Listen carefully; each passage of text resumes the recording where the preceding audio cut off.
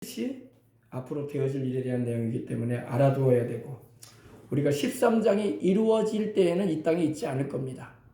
우리는 이미 주님이 오실 때에 들려 올라갈 것이기 때문에, 들려 올라간 후에 있을 일이기 때문에 우리가 이 부분을 염두에 두고 오늘 말씀을 나누도록 하겠습니다. 요한계시록은 1장에서 우리 주님께서, 부활하신 우리 주님께서 사도 요한에게 영광 중에 나타나시는 장면이 나옵니다.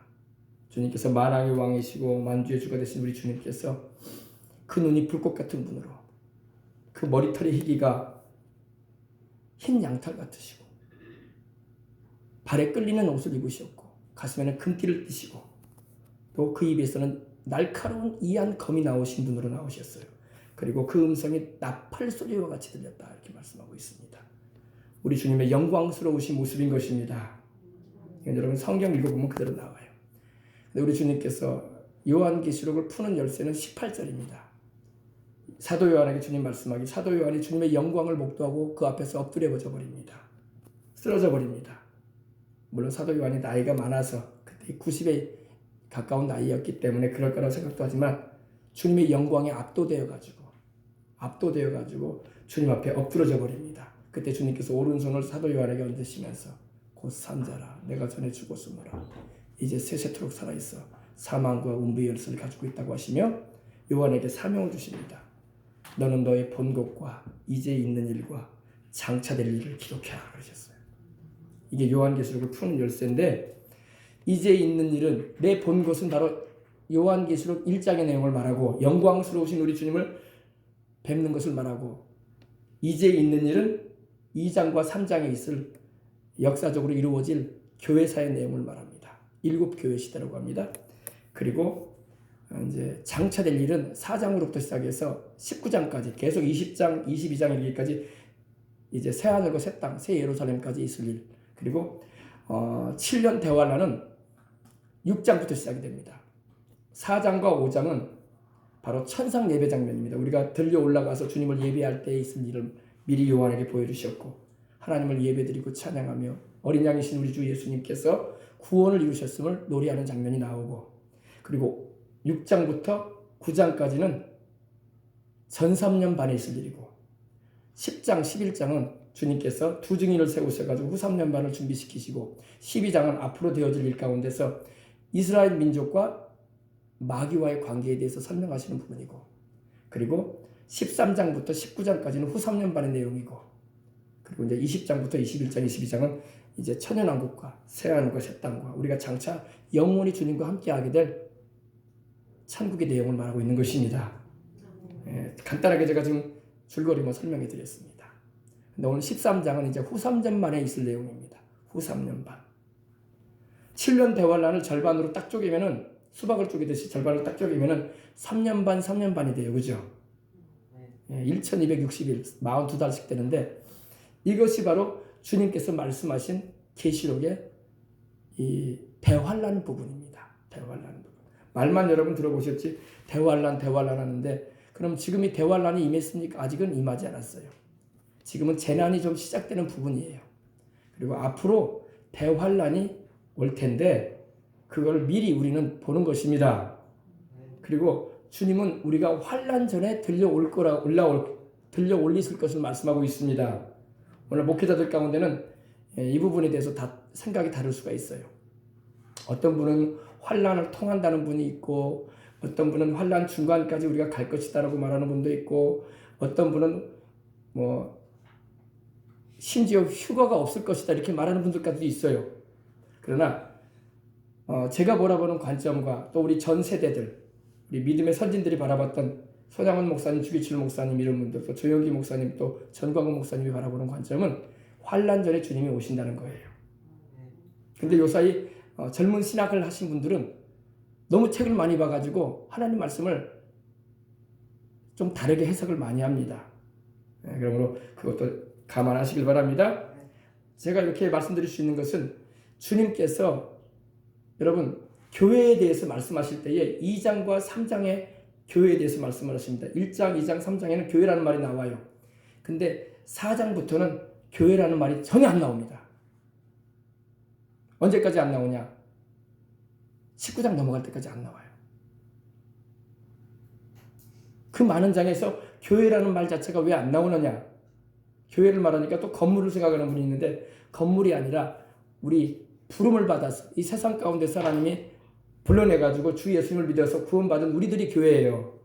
우리들이 성전이고. 아시겠습니까? 교회라는 말은 안 나와요. 전혀 안 나옵니다. 요한계시록 읽어보세요. 교회라는 말이 나오는가? 안 나오니까 안 나온다고 하지. 여러분 뒤에 이제 한번 나와요. 주님께서 또 말씀을 하실 때 당부하시면서. 근데 성도라는 말은 나와. 성도라는 말은 나와요. 성도는 뭐냐? 이제 예수님을 제대로 믿지 못하고 기름 준비 못해가지고 남아있거나 열처녀의 비유 아시죠 여러분? 마태복음 25장에 보면 기름 준비한 슬기로운 슬기로운 다섯 처녀는 신랑이 오실 때 맞이했고 기름 준비하지 못한 미련한 처녀들은 맞이하지 못해요. 그들이 남을 거란 말이야. 그들이 나중에 뒤늦게 믿고 이제 순교를 통해서 올라오게 될 겁니다. 그러니까 아예 지금 믿음이 튼튼해 버려가지고 주님 오실 때 올라가시라고. 아멘. 괜히 그냥 그때 가서 봅시다 그러다가 순교하려는 그런 믿음도 안 되면서 그냥 세상 말로 객기 부리지 마시고 알겠습니까? 순교할 자신도 없으면서 말이야. 뭐 순교가 그렇게 쉬운지 아십니까? 말이 순교한다고 하지 목에 칼 들어올 때 여러분 별 생각이 다 들어와요. 이 순간만 모면하면 되지 않을까라는 생각으로 주님 부인해버리고 말이야. 그런 사람이 얼마나 많은지 알아요. 여러분 일제시대 때 우리 한국교회 95%가 시사참배했어요. 손양원 목사님, 주기철 목사님 같이 옥고를 치르면서 죽어도 시사참배 안 하겠다는 목사님도 계셔가지고 고생을 하면서 버틴 목사님도 계시지만 90% 이상이 다 신사참배했고 총회적으로도 그렇고 교단에 할 것 없이 6.25 때도 여러분 아시겠지만은 공산군이 서울 점령했을 때에 그 당시 피신하지 않고 남아있던 목사님들 300여 명이 모여가지고 김일성 환영잔치 해줬어. 제정신 가진 목사님이라면 그런 일 하면 안 되잖아요. 그래 안 그래요? 다 목숨 앞에서는 약해지는 거야.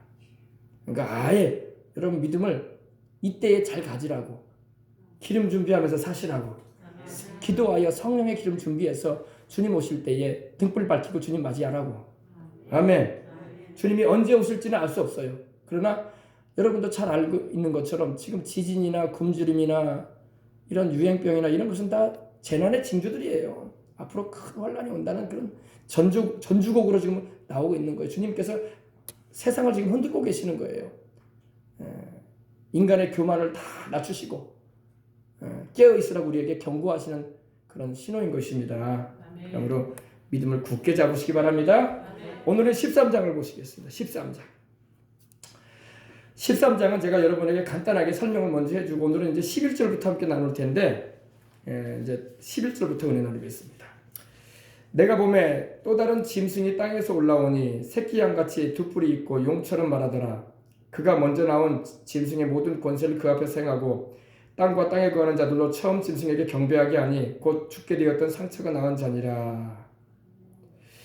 이 13장은 내용이 난해해요. 난해하다는 말은 해석이 어렵다는 겁니다.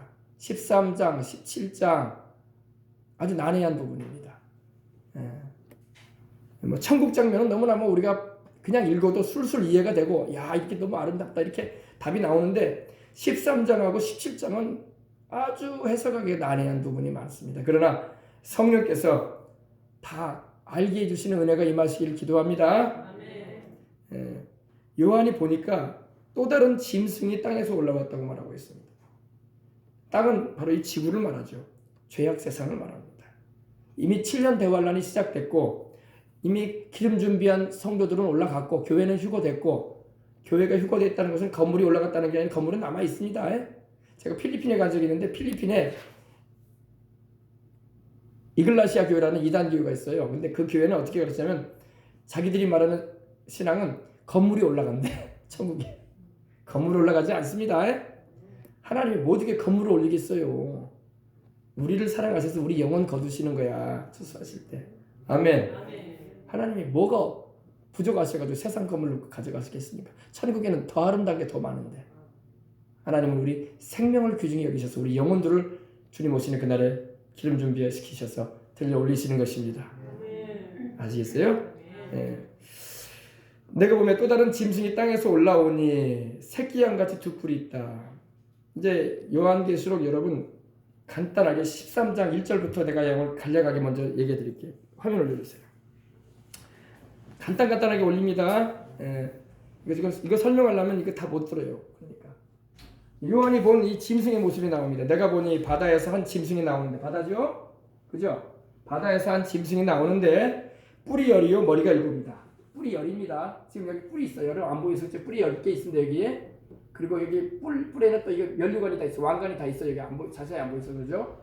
뿔이 일곱이요. 머리가 일곱이요. 하나, 둘, 셋, 넷, 다섯, 여섯, 일곱. 그죠? 일곱. 그죠? 하나, 둘, 셋, 넷, 다섯, 여섯, 일곱. 7개죠? 그리고 뿔이 10개입니다. 그리고 면류관이 있어요. 근데 모습을 보십시다. 요한이 본 그대로의 모습입니다. 뿔이 열이요 머리가 7이라. 그 뿔에는 면류관이 왕관이 있었다고 말하고 있습니다. 2절입니다. 내가 본 짐승은 표범과 비슷하다. 여러분 표범 같이겠죠? 가죽이 표범 가죽이잖아요. 그래요 안 그래요? 제가 지금 그대로 말하고 있어요. 성경에서 벗어난 거 하나도 없어요 지금요. 예, 표범과 비슷한데 그 발은 곰매발이다. 표범인데 발은 곰발이야. 그죠? 곰발. 예, 발톱이 툭툭툭 나와 있는 곰발바닥이에요. 곰발바닥. 희한한 짐승이야. 그죠? 그리고 그 입은 사자 입이야. 또 표범의 가죽은 입었는데 표범 모습인데 입은 사자야. 그죠? 송곳니가 탁탁 나와 있는 사자 입이죠. 성경 그대로예요. 그죠? 예, 그리고 용이 자기의 능력과 보좌와 큰 권세를 이 짐승에게 주었다고 했습니다. 이거 설명을 여러분 잘 들으셔야 돼요. 이제 하나님이요 세상에 악한 지도자들, 하나님을 경외하지도 않고 섬기지도 않는 지도자들을, 세상의 왕들이나 권좌에 앉은 자들을 향해서 부를 때는 짐승으로 불러요. 뭐로 부른다고요? 짐승. 그래서 짐승은 헬라어로 데이온이라고 하는데 그 의미가 영어로는 비스트라고 해가지고 아주 싸납다 이 말이에요. 싸나운 짐승. 사자가 싸나워요 안 싸나워요? 표범이 싸나워요 안 싸나워요? 싸납죠. 순한 짐승도 있어요. 토끼나 양이나 순해요. 그죠? 초식동물은 보통 순한데 육식동물들은 싸납죠. 물어 뜯어요. 순식간에 잡아먹습니다. 이 짐승은 뭘 말하냐? 주님께서 짐승을 비유로 이렇게 보여주시면서 앞으로 일어나게 될 적그리스도의 모습을 증거해 주는 거예요. 그럼 적그리스도가 이런 사자냐? 그게 아니라 이러한 성격을 가진다 이 말이야. 이해를 하시겠습니까? 여러분 적그리스도는 여러분 어디서 나오느냐? 사람들은 적그리스도의 출처를 잘 궁금해해요. 적그리스도의 출처는 유럽이에요. 어디서 올라왔어요? 바다에서 올라왔다고 했죠. 그러면 이스라엘에서 바다는 어디예요? 지중해예요. 터키와 그리스와 로마와 또 팔레스타인 지방과 또 북아프리카까지 이렇게 이르는 위치는 다 지중해란 말입니다. 그러므로 적그리스도는 지중해를 중심으로 한 유럽에서 나와요. 적그리스도의 출처는 유럽이에요. 아시겠어요? 미국도 아니고 요사이 어떤 사람은 뭐 오바마가 뭐 적그리스도가 아니냐니 뭐 트럼프가 아니냐니 이런 말 하는데 전혀 안 맞는 말입니다. 적그리스도는 유럽에서 나올 겁니다. 왜냐하면 이 짐승이 바다에서 올라왔거든. 그 바다는 지중해거든. 태평양도 아니고 대서양도 아니고 인도양도 아니에요. 그죠? 지중해 바다를 말합니다. 왜냐하면 요한이 보았던 밤모섬이 지중해거든. 지중해에서 올라왔단 말이에요. 이해하셨으면 아멘. 접수가 되셨어요? 네. 제가 지금 적그리스도가 어디서 일어나는 거에 대해서 여러분에게 하나 그 팁을 하나 드렸어요. 여러분 우리 예수님은 어떻게 오셨습니까? 우리 예수님은 하나님의 아들로서 영원전부터 아버지와 하나님과 함께 하셨던 하나님으로서 성자 하나님으로서 계시다가 말씀으로 계신 하나님이셨는데 그분께서 성경에 약속하신 대로 예언되신 대로 아브라함과 다윗의 자손으로 오셨어요. 마태복음 1장 1절 말씀처럼. 그죠? 우리 주님의 출처는 거기에요. 그리고 미가서 5장 2절에 있는 것처럼 베들레헴에 탄생하셨어요. 그리고 이사야서 7장 14절에 말씀한 것처럼 처녀 마리아의 몸에 잉태되셨어. 그래서 우리 구주인 거야. 구약 성경에 예언된 그대로 오셨단 말이야. 그 말씀에서 하나라도 벗어나 있으면 예수님은 구주가 될 수가 없어요. 정확하게 주님은 예언한 그대로 오셨어. 적그리스도도요. 아주 주님께서 정확하게 지금 여기 하나하나 말씀하십니다. 보십시다. 그 뿔에는 열멸류관이 있다는 것은 왕권을 가지겠다는 겁니다. 지배권을 가지게 된다는 것입니다. 그가 장차 온 세상의 지배자로 일어날 거예요. 아시겠어요? 예. 그리고 그 머리들에는 참남된 이름이 있었다고 했어요. 참남됐다는 것은 블라스페미라고 해가지고 욕하는 이름, 하나님을 욕하는 이름을 말합니다. 하나님을 불경하게 부르는 이름. 그런 이름들이 이 짐승의 머리에 있더라 말씀하고 있습니다. 요한이 보니까 그렇게 되어 있어요. 그 뭐냐? 적그리스도는 하나님을 욕하는 자라는 겁니다. 하나님을 경외하거나 섬기는 그런 사람이 아니라 하나님을 욕하고 또 주의 백성들을 잡아 죽이려고 하는 그런 사람이에요.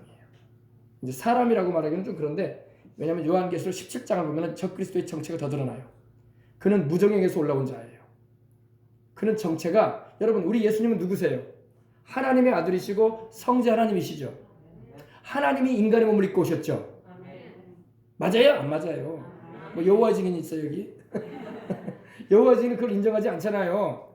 예수님은 하나님이세요. 아버지 하나님과 성령 하나님과 더불어 영원전부터 함께 하셨던 하나님, 일체로 계셨던 하나님이시죠. 그러나 우리를 구원하시려고 아버지 하나님의 뜻을 따라 성령의 능력으로 세상에 오셨죠. 잉태되셔서.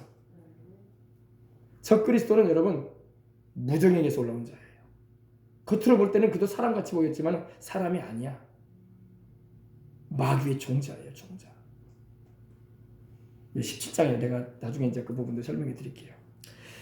근데 이 요한이 본 짐승은 표범과 비슷하다. 또 곰발바발대가 가지고 있다. 사자의 입을 가지고 있다. 그렇죠? 특징이 있어요. 여러분 이 요한계시록은 다니엘서와 같이 봐야 돼요. 다니엘서를 한번 보여요. 다니엘서는요, 이 느부갓네살이 꿈을 꾸죠.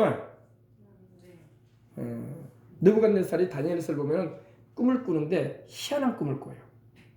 금신상에 서 있는데 그 머리는 금이요, 가슴과 팔은 은이요, 배와 넓적다리는 노시요, 그리고 종아리와 종아리는 철이요, 그리고 발은 얼마는 철이고 얼마는 진흙이더라 그랬어요. 그죠? 여기 나왔네요. 그죠? 역사적으로 이제 다니엘이 앞으로 되어질 미래사를 하나님께서 보여주신 거예요. 그래서 이거는 바로 느부갓네살, 바벨론을 말하고, 바벨론이 바로 유다를 멸망시키고 사드락 메삭 아벳느고를 비롯한 우리 다니엘을 비롯한 유대인들을 포로로 끌고 가고 하나님의 성전을 불태웠던 자 아닙니까? 그죠? 성전 기명을 다 가져가고 성물을 가져가고 그런 사람입니다. 이 바로 이 바벨론을 말합니다. 그리고 메데 나라 페르시아를 말합니다. 페르시아. 가슴과 팔은, 그리고 배와 넓적다리는 그리스를 말합니다. 그리스. 알렉산더를 말하죠. 알렉산더의 그리스. 그리고 그 다음에 로마를 말합니다. 종아리는. 그리고 마지막 때에 이루어지게 될 유럽의 제국을 말합니다. 얼마는 진흙이요, 얼마는 철이라는 것은 섞일 수가 없는 상황이라는 거예요. 유럽을 보게 되면 여러분 어때요? 언어도 다르고 문화도 다르고, 어떤 나라는 강한 나라가 있는가 하면 어떤 나라는 약한 나라도 있고, 그죠? 섞여져 있단 말이에요. 큰 나라도 있고 작은 나라도 있고, 경제적으로 부강한 나라도 있고 그렇지 못한 나라도 있어요. 지금 섞여져 있단 말입니다. 그걸 말하는 거예요. 근데 뜨인 돌이 와서, 뜨인 돌은 바로 우리 예수님을 말하는데, 주님이 재림하셔가지고 다 부서뜨리겠다는 것입니다. 세상 왕국을 다 멸망시키고 주님의 나라를 이루겠다는 것입니다. 그걸 말하는 거예요. 근데 보십시다. 근데 여기서 표범 같다고 했죠. 표범은 뭘 말하냐면요, 표범은 바로 이 배와 넓적다리에 이 노수로 지어진, 구리로 만들어진 이 부위를 말하는데 바로 그리스를 말하는데, 그리스와 같은 특징을 가진 힘을 발휘하는 지도자가 될 거라입니다. 알렉산더와 같은 지도자가 될 겁니다. 여러분 알렉산더 아시죠? 30대 초반에 그 당시 전 대륙을 석권하고 더 이상 정복할 나라가 없다고 해가지고 통곡했다는 사람이 알렉산더예요. 이 알렉산더는 오래 살지는 못했어요. 병이 들어서 금방 죽습니다. 근데 다니엘서를 보면 놀라운 것은, 다니엘이 예언한 걸 들어보면 놀라워요. 왜? 다니엘이 알렉산더에 대해서 예언을 했어요. 나중에 그 부분도 제가 여러분에게 설명해 드릴 날이 있을 텐데, 이 알렉산더에게 아들이 있었어요. 보통 아들이 아버지 뒤를 이어서 왕좌를 차지하잖아요. 근데 하나님이 미리 예언하기를 그 보위가 아들에게로 넘어가지 않을 거라고 예언하셨어요. 그리고 그 나라가 네 나라로 쪼개질 것이다 그러셨어요. 근데 그대로 됐어요, 역사적으로. 그러니까 하나님 말씀이 거짓이 없단 말이야. 벌써 그 일이 이루어지기 전에 하나님이 다니엘에게 예언을 하게 하셨어요. 너무나 적중하니까 사람들이 다니엘에서는 그 이후에 기록된 거 아니냐 이렇게 말할 정도야. 너무나 맞아떨어져 버리니까. 미래를 아시는 하나님께서 예언하신 부분이었거든요.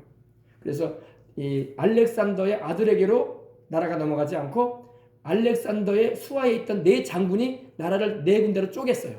쪼개가지고 지역을 분담해가지고 왕이 됐어요. 그게 예언대로 이루어집니다. 참고로 말씀드렸습니다. 그 다음에 근데 이 적그리스도는, 이 짐승 적그리스도는 알렉산더와 같이 아주 민첩한 자라는 겁니다. 민첩하다는 것은 특별히 지성적인 면에 있어서 판단력이 좋다는 거야. 판단력이 아주 빨라요. 틀림없는 판단력을 가지고. 지도자가 여러분 판단을 잘해야 돼. 그죠? 근데 적그리스도는 하나님을 섬기는 자는 아니지만 앞으로 이 7년 대환란 기간 가운데 전 세계를 민첩하게 이끌어갈 수 있는 그런 능을 가지고 있어요. 그걸 말하는 것입니다. 그리고 곰발바닥 같다고 했죠. 곰발바닥 같다고 했죠. 아까 그 짐승이 곰발바닥이 나갔죠. 곰은 바로 이 페르시아를 말합니다. 예. 그 당시 이 페르시아는요, 이 거대한 군대를 가지고 있었어요. 한번 전쟁에 나갈 때마다 얼마나 많은 군대를 거느냐, 100만 명이 이르는 군대를 거느렸어요. 그래서 여러분, 아하수에로 왕 아시죠? 에스더스를 보면은 메대 나라가 바로 이 페르시아와 더불어 같이 있었던 나라가 바로 이 아하수에로 왕이 바로 메대 나라였어요. 그때 아하수에로가 어떻습니까? 그 당시 전 세계 인도에 이르기까지 여기 북아프리카로부터 해가지고 인도까지 다스렸거든요. 120도라고 해가지고 세계에서 굉장히 큰 대륙을 다스렸었어요. 아하수에로가. 그리고 군대력도 굉장히 강했어요. 그래서 이 곰발바닥은 바로 곰과 같다는 것은 바로 이 메대 나라처럼 적그리스도는 강한 군대력도 가질 것이다 이 말이에요. 그리고 그 입은 사자입이라고 했죠. 사자입이잖아요. 사자입은, 사자는 바로 바벨론을 말합니다. 바벨론의 느부갓네살 왕처럼 천하를, 그 권력을 가지고 삼킬 만한 그런 존재라는 것입니다. 사자는 또 어떻습니까? 물어 뜯어가지고 짐승의 숨통을 끊어놓잖아요. 사자들이 여러분 그 아프리카 대륙에서나 보면 짐승도 잡아먹을 때 어떻게 합니까? 탁 달라들어가지고 목으로 숨통을 끊잖아요. 그 정도로 적그리스도는 그 달변가라는, 말을 잘하는 사람일 겁니다. 요새도 그런 말이죠. 이거 말 잘하는 사위를 줘야 된다 그런 말하는데, 적그리스도는 지도자로서 말을 잘할 거예요. 잘하는 사람일 겁니다. 말도 못하고 우물쭈물하고 그러면은 사람들이 그 사람을 추앙하겠습니까? 따르겠어요? 저 사람 말도 잘 못하잖아. 그 사람한테 뭔 표를 던져? 이 나라를 어떻게 맡겨? 그럴 거 아닙니까? 말을 아주 달변가가 됩니다. 말을 아주 청산유수같이 잘하고 사람들이 그 말을 들을 때 그냥 눈이 동그래져가지고 이럴 정도로. 근데 그 카리스마는 하나님에게서 온 게 아니야. 뒤에 나오지만 마귀에게서 오는 거예요. 간단하게 설명해 드렸습니다. 이 용은 바로 이 마귀를 말하죠. 요한계시록 12장에 나오는 이 용은 바로 사탄 마귀를 말합니다. 옛뱀이요, 마귀요, 사탄이라고 나오는데, 이 마귀가 이 지상으로 쫓겨내려와요. 왜 쫓겨내려옵니까? 하나님께서 마귀로 하여금 더 이상 공중의 권세 잡은 자로 있지 못하게 내어 쫓아버리십니다. 언제 쫓아내신다고요? 후 3년 반에 들어갈 때에. 후 3년 반에 들어갈 때 쫓겨내려와요. 마귀와 그 악령들. 요한 여러분 어디입니까? 에베소서 6장 12절이나 2장 2절 보면은 공중의 권세 잡은 자 마귀가 나오고 있고, 정사와 권세와 주권자들, 이 어둠의 세상 주권자들, 하늘에 있는 악한 영들이라고 나오죠. 여기서 말하는 통치자들과 권세자들은 바로 세상의 권력 체계를 말하기도 하지만 그걸 넘어서서 영적인 세력들을 말합니다. 그래서 여러분 이 거라사인의 군대 귀신 들린 사람이 있었어요. 그죠? 마가복음 5장에 보면 그죠? 마귀가 장악하고 역사하는 그런 지역들이 있어요. 저 힌두교가 있는 거에는 힌두의 영이 역사하고 있는 거예요. 여기에. 이슬람의 무슬림들이 많아서 그곳에 있는 이들은 이슬람의 영이 역사하고 있어요. 북한에는 주체사상의 영이 역사하는 거죠. 아시겠어요? 대적을 해야 돼요. 대적을. 자, 그래서 근데 용이 이 마귀가 쫓겨 내려오면서 자기의 능력과 보좌와 큰 권세를 누구한테 줬다? 이 짐승한테 줬다. 이 짐승한테. 이 적그리스도를 말합니다. 하나님은 세상 지도자들, 하나님을 경유하지 않고 악을 자행하는 지도자들을 향해서 짐승으로 말씀하세요. 짐승으로. 사람이라고도 여기지도 않으셨 주님. 아유, 어디 그런 구절이 있어요? 누가복음 여러분 잘 살펴보세요. 누가복음에 보면 헤롯이 예수님을 죽이려고 합니다. 십자가에 달리시기 전에 그때 예수님께서 헤롯을 향해서 뭐라고 하셨는지 아십니까? 저 여우에게 가서 말해라. 뭐라고요? 여우. 저 여우에게 가서 말해라. 내가 오늘과 내일 귀신을 쫓아내고 병든 자를 고친 후에 제3일에는 완전해질 것이다 그러셨어요. 주님도 그 당시에 유다의 왕으로 군림하고 있던 헤롯을 향해서 짐승이라고 말합니다. 헤롯을 향해서 저 여우에게 가서 말해라. 다니엘서에도 주님께서는 그 당시 제국에 일어나게 될 왕들을 향해서 짐승으로 순념소로 말씀하시기도 하고 표범으로 곰으로 이렇게 말씀하시기도 하고 그러신 거예요. 사자로 말씀하시기도 하고. 알겠어요? 예. 근데 이제 적그리스도가 이렇게 일어나게 되는데 이 적그리스도가 이 자객의 습격을 받아서 칼에 맞아가지고 죽게 됩니다. 죽을 것 같아요. 죽게 돼요. 죽게 된 것 같은데 이 죽게 된 그 상처가 낫게 되고 온 세상에 온 지구상의 사람들이 신기하게 볼 겁니다. 그 일이 있을 것이라고 3절이 말씀하고 있죠. 그 머리 하나가 상하여 죽게 된 것 같더니 그 죽게 되었던 상처가 나음에 온 땅이 이상히 여겨 다시 짐승을 따른다 이렇게 말하고 있고 짐승은 바로 이 적그리스도를 말하죠. 근데 용이 이 사탄 마귀 용이 이 지상으로 쫓겨 내려와 가지고 짐승에게 권세를 준다고 말하고 있어요. 4절에. 그래서 이 짐승에게 권세를 줌으로 이 적그리스도가 이제는 본격적인 자기 본색을 드러냅니다. 여러분 마귀는요 꼭 우리 주님께서 하신 일을 모방을 해. 여러분 우리 예수님께서 동정녀 마리아에게 성령으로 잉태되셔가지고 이렇게 탄생하셔가지고 33년 동안 세상에 계셨어요. 그죠? 근데 30년 동안은 어떻게 지내셨어요? 물론 하나님의 아들이시고 하나님이시고 인간의 몸을 입고 오신 주님이시지만 주님께서 특정한 기적이나 이적을 행하셨다는 말씀은 없어요. 그냥 평범한 목수의 아들로서 부모님 섬기면서 할렐루야 그냥 나사렛에서 자라나셨어요. 그죠? 근데 요단강에서 침례 요한에게 침례를 받고 올라오실 때에 하늘이 열리고 하나님의 성령이 비둘기와 같은 형상으로 우리 주님에게 임하셨어요. 그리고 그때 이후로 주님께서 갈릴리로 40일간의 이 광야에서 금식하신 후에 갈릴리로 돌아가실 때 하나님의 권능을 힘입고 아멘 성령의 권능으로 돌아가셨다고 누가복음 4장에 말씀을 하고 있습니다. 이 적그리스도도요 처음부터 이렇게 악랄한 짓을 하지는 않아요. 마귀 이 둘째 하늘에 있다가 쫓겨내려온 이 마귀가 적그리스도에게 권세를 줄 때 이제 그 본색을 드러냅니다. 마치 우리 주님께서 성령 충만함을 받으셔서 그때 이후부터 귀신도 쫓아내시고 복음도 전파하시고 영혼들을 구원하는 일을 하셨잖아요. 그 이전엔 주님이 그렇게 하셨다는 말씀이 없어. 그냥 평범한 목수의 아들로서 그냥 성장해 오셨어. 그죠? 사적인 삶을 사셨고 적그리스도도 똑같이 하는 거예요. 후 3년 반에 이르기까지는 아주 선량한 사람의 모습을 가질 겁니다. 그러나 그 이후에 이제는 본색을 드러낼 날이 바로 오게 되는데 바로 이 장면입니다. 용이 짐승에게 권세를 주므로 4절입니다. 용에게 경배하며 가로되 누가 이 짐승과 같으뇨. 이 적그리스도가 용을 숭상하는 자가 됩니다. 용은 뭐예요? 마귀잖아요. 마귀. 사탄 마귀를 숭상하는 자가 됩니다. 그래서 앞으로 전 세계에 용을 숭상하는 종교가 일어나게 될 거예요. 성경이 말씀하고 있기 때문에.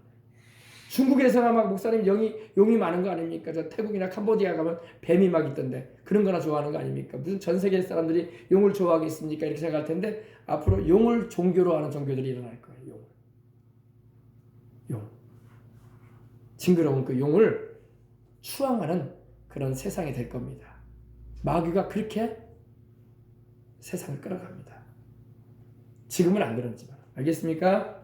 그래서 용의 그림도 그려놓고 또 용의 모양을 만들어 놓고 동상이나 그런 주물을 만들어 놓고 그 앞에 숭배를 하고 그럴 거예요. 중국에 가면 용이 버글버글해요. 중국 가면 보여주세요. 중국에 가면요 자금성도 용이 버글버글해. 여러분 갔다 오신 분 아시겠지만 온통 용이야 용. 그러니 아시아는 여러분 복음이 들어오기 전까지는요 완전히 용이 장악했어. 중국 우리 조선 땅도 마찬가지였고 이게 자금성 이게 궁궐 안에 있는 거거든요. 용이 버글버글해요. 길바닥에도 용이 버글버글하고 벽에도 용이 버글버글하고 막 이 모양이 다 용이야. 이게 다 용몰이 아닙니까? 이 자금성 이게 기와거든요. 용이야 용. 우리나라도 사찰 가면 용이 있죠. 여의주 물고 있죠. 유심히 안 보셨습니까? 똑같아요. 그러니 예수 그리스도의 그 복음이 들어오기 전까지 이 아시아는 중국을 중심으로 해가지고 용하고 뱀을 섬겨왔어요. 영적으로. 캄보디아 가보셨습니까? 캄보디아는요 뱀을 막 섬겨요. 뱀. 이거 제가 뭐 거짓말하는 거 아니에요. 여러분 벌써 이게 뱀무섭이야. 캄보디아의 뱀무섭.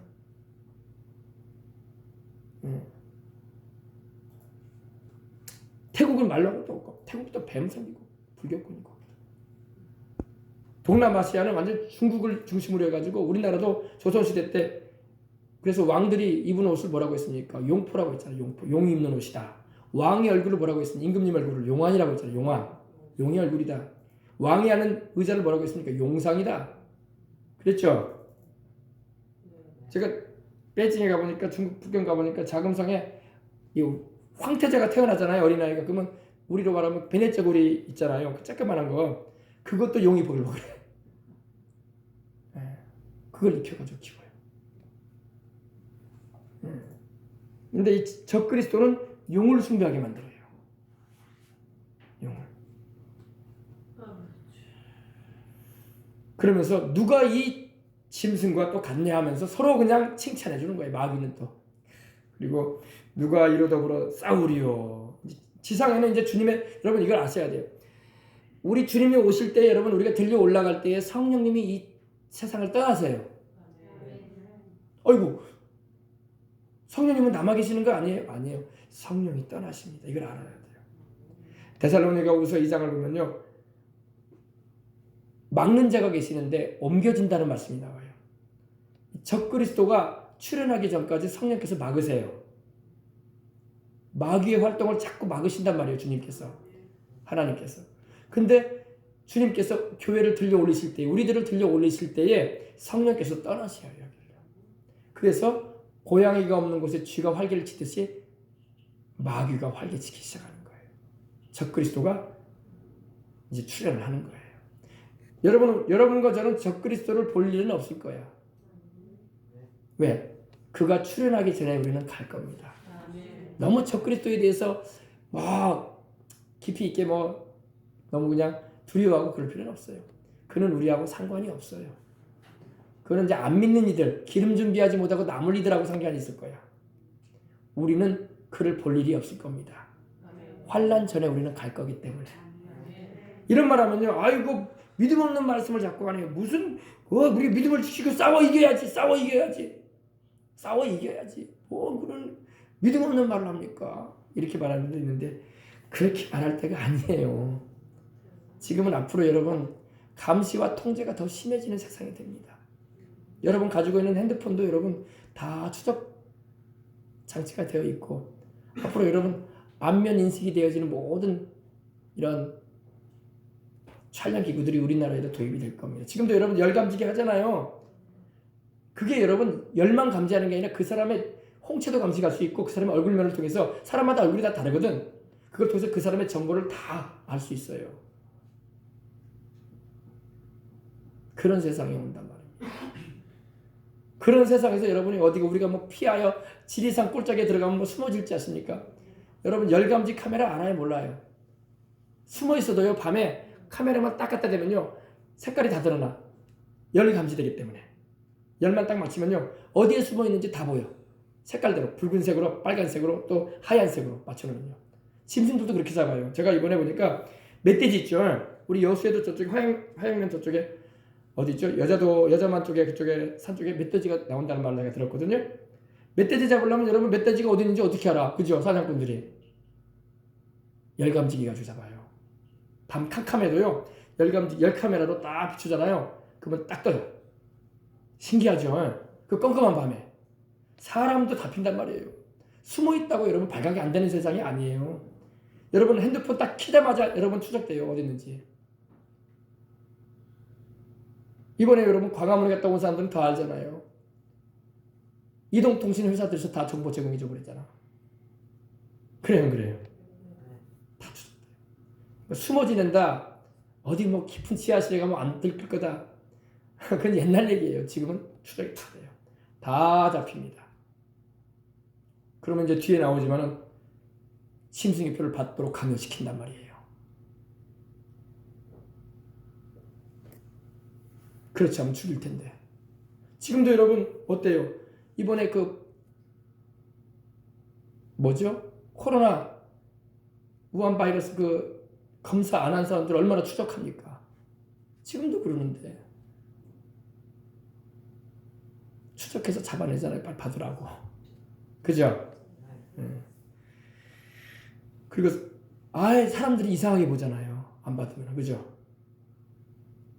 그때는 더 심해져요. 핍박 정도가 아니라 완전히 못 살게 구는 그런 일이 벌어진단 말입니다. 그러므로 우리가 아예 믿음 잘 챙기고 주님 오실 때에 올라가야지. 원래 이 핍박이라는 말이 그 헬라어 의미가 쫓아다니면서 못 살게 군다는 말이에요. 쫓아다니면서. 가만히 못 살게 구는 게 아니라 어디 피해 있으면 거기까지 또 쫓아와가지고 괴롭히는 거예요. 그게 바로 핍박이에요. 핍박. 적 그리스도가 그렇게 할 거란 말입니다. 경찰력 풀어가지고. 여러분 요즘 경찰력도 보세요. 완전히 정권에 의해서 완전히 지시에 움직이잖아. 지금 벌써 그런 모습들이 보이잖아요. 온 세상이 지금 그렇게 될 거란 말입니다. 아멘. 자, 그래서 용이 짐승에게 권세를 주므로 용에게 경배하며 가로되 누가 이 짐승과 같으냐 누가 이 등이 이로 더불어 싸우려 하더라. 또 짐승이 큰 말과 참담된 말을 입으로 받고 참담하다는 것은 하나님을 막 욕하고 모욕하는 것을 말합니다. 그래서 42달 동안 보세요. 적 그리스도에게 하나님이 이 세상을 마지막 때에 다스릴 수 있는 전권을 하나님이 허락하시는데 그 기간이 42달. 42달이면 3년 반. 후 3년 반 동안 적 그리스도로 하여금 이 대환란 때에 전 세계의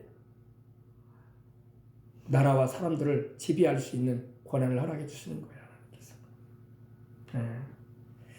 그러니까 마귀도 여러분 하나님이 허락하실 때 활동 기간이 정해지는 겁니다.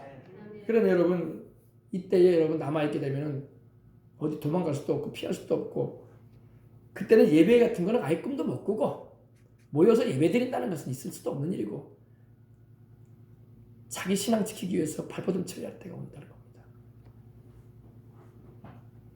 짐승이 입을 벌려 하나님을 향하여 회방을 한다고 말하고 있습니다. 이 적그리스도는 이제 인터뷰를 할 때나 공식 석상에 서게 되면은 하나님을 욕하는 말을 할 겁니다. 그리고 하나님의 이름을 욕하고 또 우리 주 예수님의 이름을 욕하고 또 그의 장막 곧 하늘에 거하는 자들을 회방하더라. 그의 장막 곧 하늘에 거하는 자들이 누굴까요? 이미 주님 오실 때 들려 올라간 우리들. 우리가 들려 올라가서 어린 양의 혼인잔치를 하게 될 것입니다. 예수 그리스도는 우리의 신랑이시고 우리는 그의 피로 구속함을 입은 그의 성령으로 거듭나 영원히 그의 것이 된 이 세상에서 주님의 택하심을 입고 빼내심을 받고 그와 정혼을 한 할렐루야. 바울이 말한 것처럼 고린도후서 11장 2절에 말씀하고 있는 것처럼 그리스도와 중매 맺은 할렐루야. 바울이 그랬거든요. 내가 너희를 정결한 처녀로 그리스도와 충매를 맺는다 그랬어요. 우리는 다 주님의 신부들인 것입니다. 그래서 신부 단장을 잘하면서 영적인 싸움도 싸워가면서 주님 오실 그날에 올라가면 되는 거예요. 사명자들 되셔가지고. 자, 그 하늘에 거하는 자들을 회방하더라. 또한 권세를 받아 성도들